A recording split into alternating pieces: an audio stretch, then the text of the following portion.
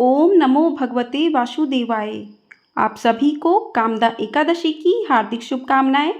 चैत्र मास के शुक्ल पक्ष की एकादशी को कामदा एकादशी कहा जाता है। हिंदू नववर्ष की पहली एकादशी चैत्र शुक्ल एकादशी तिथि को होगी। उस दिन एकादशी व्रत रखकर भगवान विष्णु की पूजा की जाती है। साल 2024 में कामदा एकादशी तिथि 18 अप्रैल दिन गुरुवार को शाम 5:31 पर शुरू होगी और एकादशी तिथि 19 अप्रैल दिन शुक्रवार को रात 8:04 पर समाप्त होगी। तो उदय तिथि की मान्यता के अनुसार साल 2024 में कामदा एकादशी का व्रत 19 अप्रैल दिन शुक्रवार को रखा जाएगा और इसी दिन विधि विधान पूर्वक भगवान विष्णु जी की पूजा आराधना की जाएगी। इस पूजा का शुभ मुहूर्त रहेगा, ब्रह्म मुहूर्त रहेगा प्रातः 4:23 से सुबह 5:07 तक। अभिजीत मुहूर्त रहेगा सुबह 11:54 से दोपहर 12:46 तक। इन शुभ मुहूर्त में आप कामदा एकादशी की पूजा विधि विधान पूर्वक कर सकते हैं और पूजा करते समय आपको कामदा एकादशी की व्रत कथा भी अवश्य सुननी चाहिए। इस कथा को सुनने, पढ़ने व सुनाने से व्यक्ति की सभी इच्छाएं पूरी होती हैं। तो आज की वीडियो में हम सुनेंगे कामदा एकादशी की व्रत कथा। आपसे अनुरोध है कि कथा को पूरा अवश्य सुनिएगा। बीच में कथा को अधूरा नहीं छोड़ना चाहिए, इससे दोष लगता है। तो चलिए कथा शुरू करते हैं। धर्मराज युधिष्ठिर कहने लगे कि हे भगवान, मैं आपको कोटि कोटि नमस्कार करता हूँ। अब आप कृपा करके चैत्र शुक्ल एकादशी का महत्व कहिए।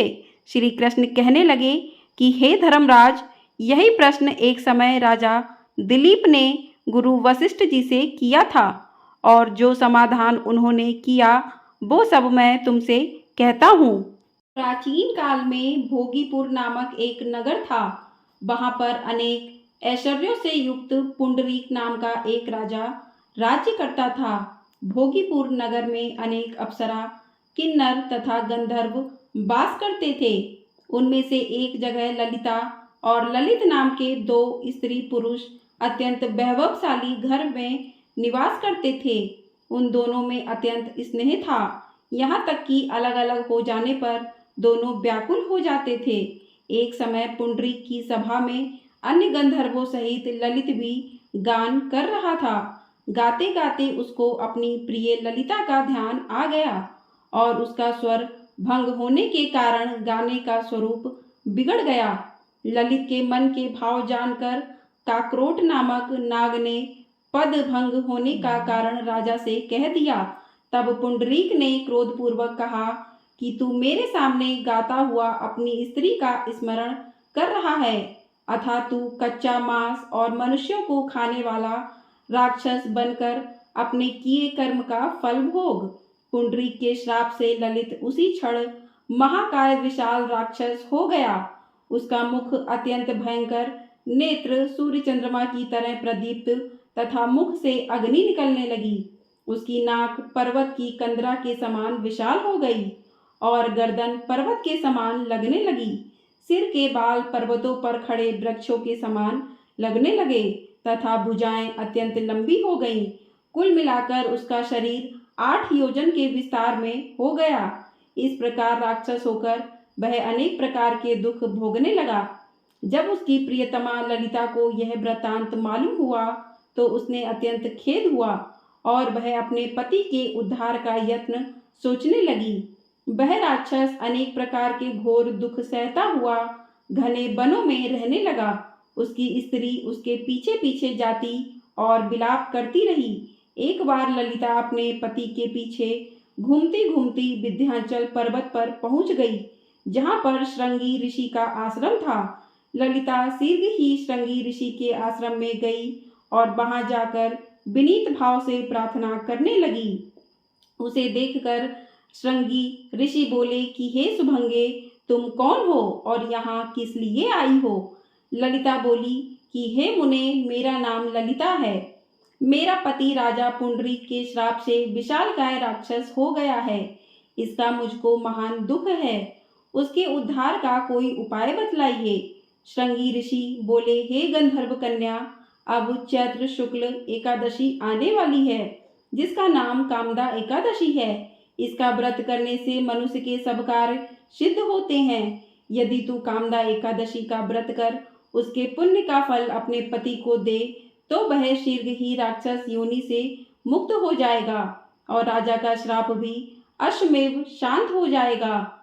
मुनि के ऐसे वचन सुनकर ललिता ने चैत्र शुक्ल एकादशी आने पर उसका व्रत किया और द्वादशी को ब्राह्मणों के सामने अपने व्रत का फल अपने पति को देती हुई भगवान से इस प्रकार प्रार्थना करने लगी, हे प्रभु, मैंने जो ये व्रत किया है इसका फल मेरे पति देव को प्राप्त हो जाए, जिससे वह राक्षस योनि से मुक्त हो जाएं। एकादशी का फल देते ही उसका पति राक्षस योनि से मुक्त होकर अपने पुराने स्वरूप को प्राप्त हुआ। फिर अनेक सुंदर वस्त्र आभूषणों से युक्त होकर ललिता के साथ विहार करने लगा। उसके पश्चात वे दोनों विमान में बैठकर स्वर्गलोक को चले गए। वशिष्ठ मुनि कहने लगे कि हे राजन, इस व्रत को विधि पूर्वक करने से समस्त पाप नाश हो जाते हैं तथा राक्षस आदि की योनि भी छूट जाती है। संसार में इसके बराबर कोई और दूसरा व्रत नहीं है। इसकी कथा पढ़ने या सुनने से वाजपेय यज्ञ का फल भी प्राप्त होता है। तो इस प्रकार से कथा पूर्ण होती है। बोलिए भगवान विष्णु जी की जय।